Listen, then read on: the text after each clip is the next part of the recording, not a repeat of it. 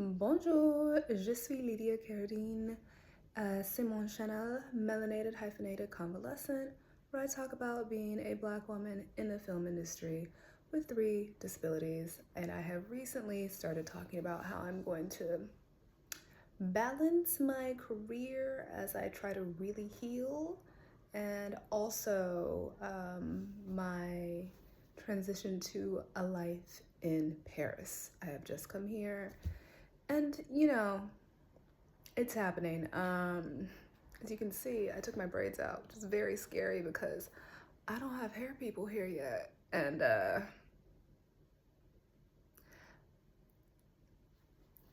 I am excited though because my step down converter worked.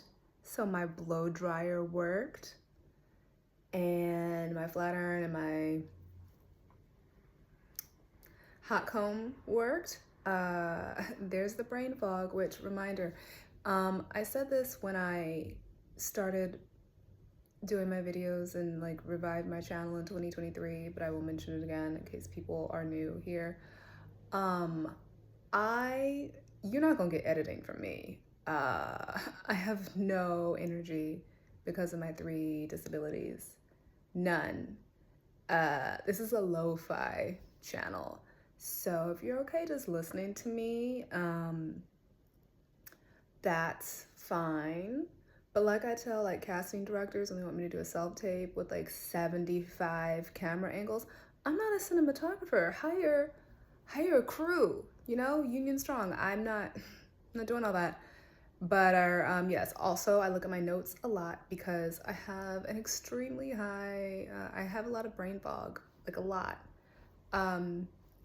So here we are. I today wanted to talk about some fun little French customs and idiosyncrasies. So like not the bureaucracy, like their refusal to retrofit Houseman buildings with air conditioning or elevators that are bigger than a shoebox. So let's talk about those elevators.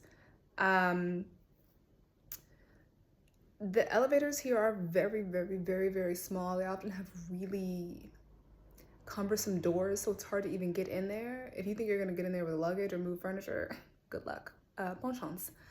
So that's that. Now, if you are looking for an apartment and you have, I don't know, 3 invisible disabilities that make it really hard to do anything, and you're like, an apartment is available on the 1st floor. Okay. In France, the 1st floor, what Americans would consider the 1st floor, is the 0 floor. The 2nd floor is the 1st floor. So the 0 floor, like ground floor, is rez-de-chaussée, and then you go up a flight of stairs to le premier étage, right?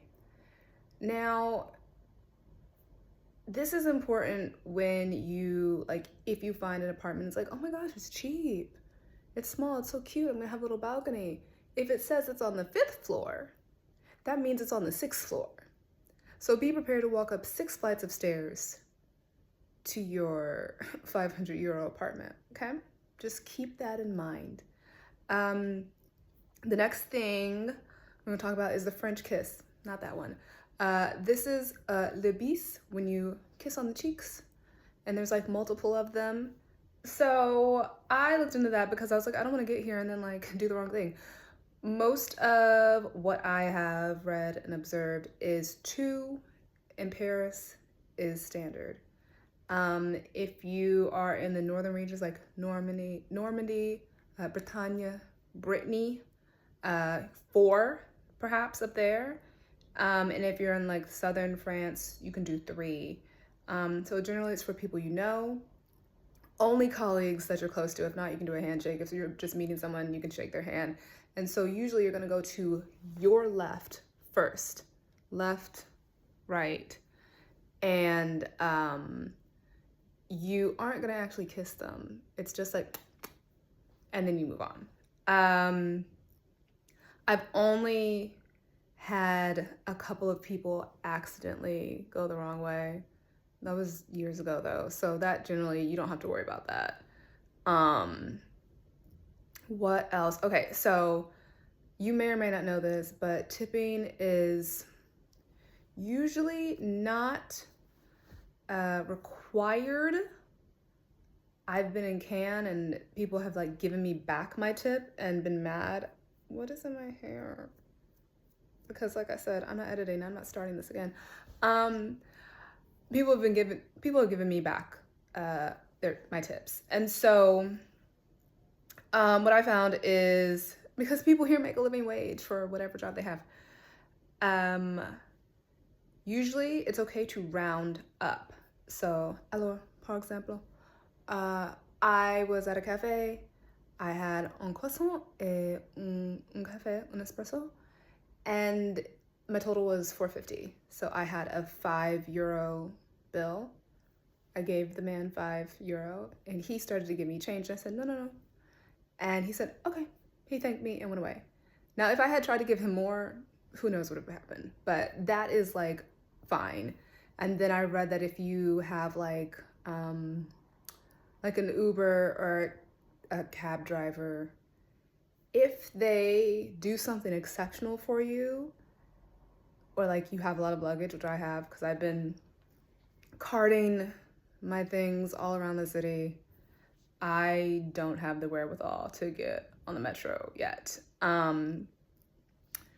Then like if they do a lot for you, then like €1 or €2. But none of this like 18%, 38%, because people don't get paid correctly in the States. That's not a thing they do here. So speaking of work in France, one thing a French person's gonna do is respect your work-life balance, which is great for them. It's not super great if you're an American and you're used to convenience and things happening when you want them to all the time, or someone always being like, they don't believe in the customer is always right. I don't think there's a French translation for that because that's nonsense to them. They don't care about your feelings. But almost every, like, restaurants are usually going to close between 1 and 3. Not all, but a lot. So you can go like at lunchtime. You can go at dinner time.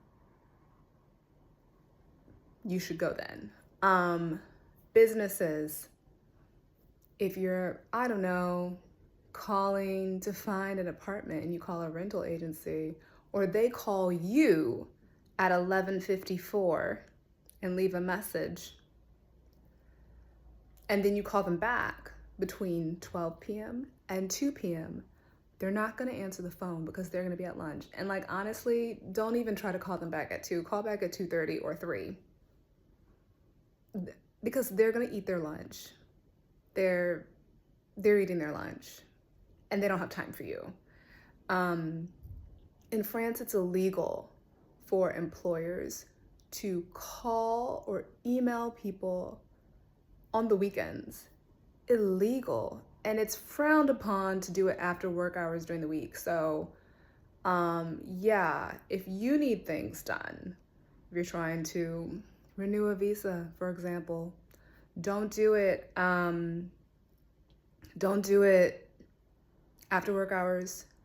Probably don't do it in July or August because everybody here gets 30 vacation days and they are highly encouraged to take those days. A lot of businesses just shut down, so they'll usually take like all of July or all of August. Plan accordingly when you want things to be done. Okay, next, approchant. Oh, and I was just gonna say that's like an adjustment, but here they work to live. They don't live to work, which I think is important. Okay, so some fun little phrases to know, things to do. Always, always, always say bonjour when you walk into a place. If it's, my rule is like if it's dark or if it's after 4:30 or 5, say bonsoir, means good evening. It'll make all of your interactions go so much smoother. You must acknowledge the person. Think of it as like Southern hospitality. Because if you don't, someone's gonna say bonjour really aggressively. Or if you like start asking for something again, they don't care about the customer's always right. They don't care how much you've called or how long you've waited. You need to be nice to them first. And then maybe they'll help you. And when you leave, you can say au revoir, bonne nuit, if it's nighttime, à demain, à bientôt, something like that. And if a French person corrects you because you've said something incorrectly, and they probably will, don't take it personally. They're just gonna do that. They're very protective about their language. And you came to their country, so you gotta play along, and it's fine. Like, I would rather like know that I'm saying something wrong so I can like blend in maybe sometime in the future. But yeah, that's gonna happen. And so as you're learning the language, things that you're gonna want to learn how to say first, like where are things? Où est le métro, the subway? Où est le bus? Vous pouvez aider-moi, por favor? Or I know more Spanish than French, and it slips out because my mind, the brain fog. Vous pouvez aider-moi, s'il vous plaît? And that means, can you help me, please? If you don't know someone, always start with vous. Tu is for friends, or when they've said like, call me, tu, that's personal. Always start with vous. If it's someone who's older than you, start with vous. Similar to usted in Spanish.